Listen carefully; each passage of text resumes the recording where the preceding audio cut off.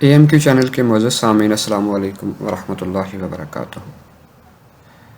सामीन, आज की जो वीडियो है वो अकाउंटिंग का एक कंसेप्ट है गोइंग कंसर्न, उसके बारे में है। बेसिकली जैसा कि हमारी पहली वीडियोस में मैं आपको अकाउंटिंग के ये बता चुका हूँ कि हम जो है वो अकाउंटिंग की एक पूरी सीरीज़ के बारे में, जिसमें आई काम, बी काम और जो प्रोफेशनल स्टडीज़ हैं उसको हम जो है वो डिस्कस करेंगे, उनके बारे में हमारी वीडियोस आती रहेंगी। तो ये जो गोइंग कंसर्न कंसेप्ट है ये आई काम में भी इसका है, बी कॉम में भी होता है, MBA में भी। इसके अलावा जो प्रोफेशनल अकाउंटिंग हैं ACCA, ICMA, CA, इन सब में भी गोइंग कंसर्न अजम्पशन को टच दिया जाता है और इसके बारे में जो है वो क्वेश्चन भी आ जाता है पेपर में। तो आज हम ये देखेंगे कि गोइंग कंसर्न अजम्पशन क्या चीज़ है। सबसे पहले हम क्योंकि उर्दू में समझ लेंगे या हिंदी में समझ लेंगे तो हमारे लिए बड़ी आसानी होती है कि हम उसको जो इंग्लिश है उसमें हम उसको कैसे यूज़ कर सकते हैं, या हम उसको अंडरस्टैंडिंग इंग्लिश में जो है उसकी बड़ी आसानी से हो जाती है। देखें, गोइंग कंसर्न अजम्पशन एक मफरूज़ा है जिसमें आप अपनी कंपनी के हर फैसले को जब करते हैं तो आपके जहन में ये बात होती है कि हमारा बिज़नेस जो है वो कंटिन्यू करेगा। कि जब आप सेल बुक करेंगे तब भी आपने इस चीज़ को जहन में रखना है, जब आपने एक्सपेंसेस बुक करने हैं तब भी आपने इस चीज़ को जहन में रखना है कि हमारा जो बिज़नेस है वो गोइंग कंसर्न अजम्पशन बेसिस पे है, यानी हमारा जो बिज़नेस है वो चलेगा। अगर आपका बिज़नेस गोइंग कंसर्न अजम्पशन पे नहीं है, इसका मतलब ये है कि बिज़नेस अगले 1 साल में नहीं चलेगा, ये 2-4 माह या चंद दिनों में ये बिज़नेस जो है वो ख़त्म हो जाएगा। तो लिहाजा हमें जो अपनी फाइनेंशियल स्टेटमेंट्स बनानी होती हैं, जो हमें बैलेंस शीट बनानी है, जो हमें इनकम स्टेटमेंट बनानी है, वो हमें गोइंग कंसर्न अजम्पशन पे बनानी होती है। ये इंटरनेशनल अकाउंटिंग स्टैंडर्ड्स हैं।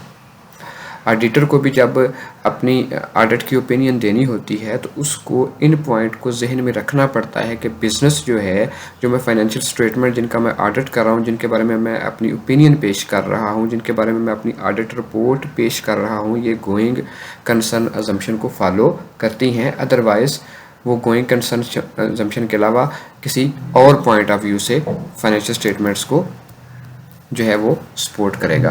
तो अब हम देखते हैं what is going concern. The going concern principle assumes that any organization will continue to operate its business for the foreseeable future। यानी आपका जो गोइंग कंसर्न प्रिंसिपल है ये अज्यूम करता है कि कोई भी ऑर्गेनाइजेशन विल कंटिन्यू, वो कंटिन्यू करेगी टू ऑपरेट इट्स बिजनेस, अपने बिजनेस को फॉर द फोरसीएबल फ्यूचर, आने वाले फ्यूचर तक। अब ये जो फोरसीएबल फ्यूचर है ना, ये मिनिमम 12 मंथ यानी 12 महीनों का पीरियड होता है। कि यानी कि हमें कम से कम कोई भी फैसला जो है वो बिज़नेस का, या कोई भी जो स्टेटमेंट है, या जो कोई भी ट्रांजैक्शन हम लोग करते हैं, तो हमें ये उम्मीद होती है कि हमारा ये जो बिज़नेस है ये 12 माह ज़रूर चलेगा। The principle purports that every decision in a company is taken with the objective in mind of running business rather than that of liquidating it। तो प्रिंसिपल जो है वो इस चीज़ की अक्कासी करता है कि बिज़नेस जो है वो चलेगा, बजाय इसके कि बिज़नेस जो है वो लिक्विडेट हो जाएगा या ख़त्म हो जाएगा। अब इसके एक्सप्लेनेशन पे जाते हैं।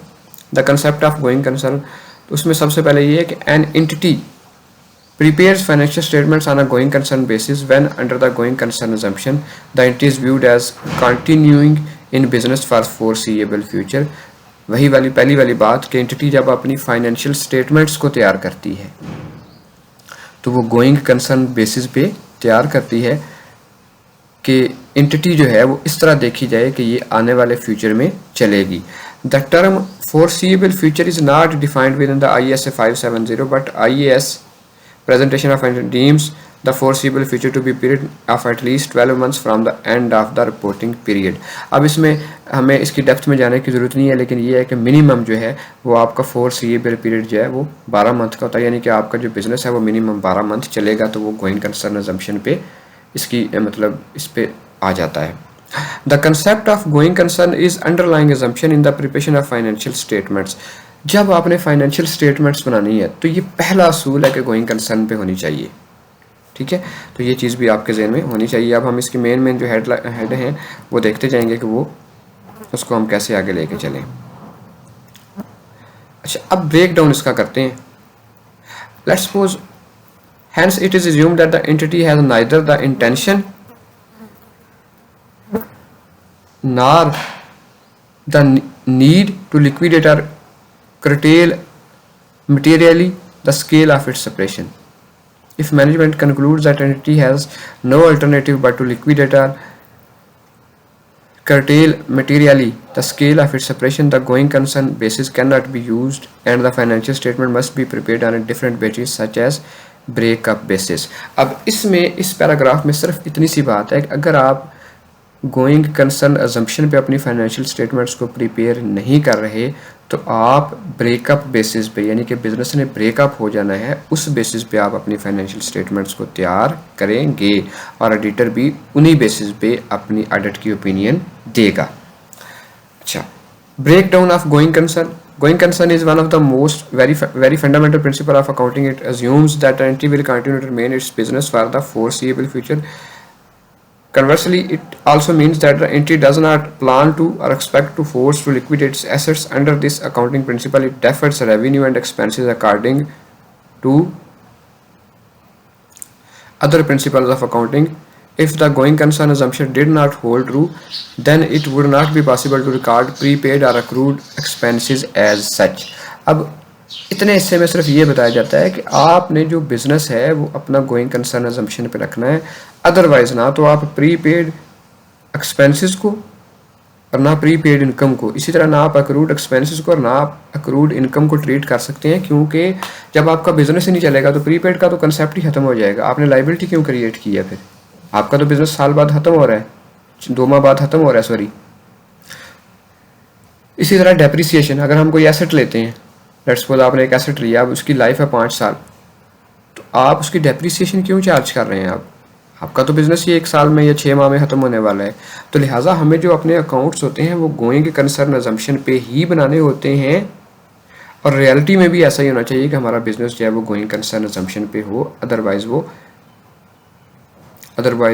वो जो है वो कौन से पॉइंट से ख़त्म हो जाएगा, ब्रेकअप बेसिस पे वो जाके हमें उसकी फाइनेंशियल स्टेटमेंट बना के उसको लिक्विडेट करना पड़ेगा, उसको ख़त्म करना पड़ेगा।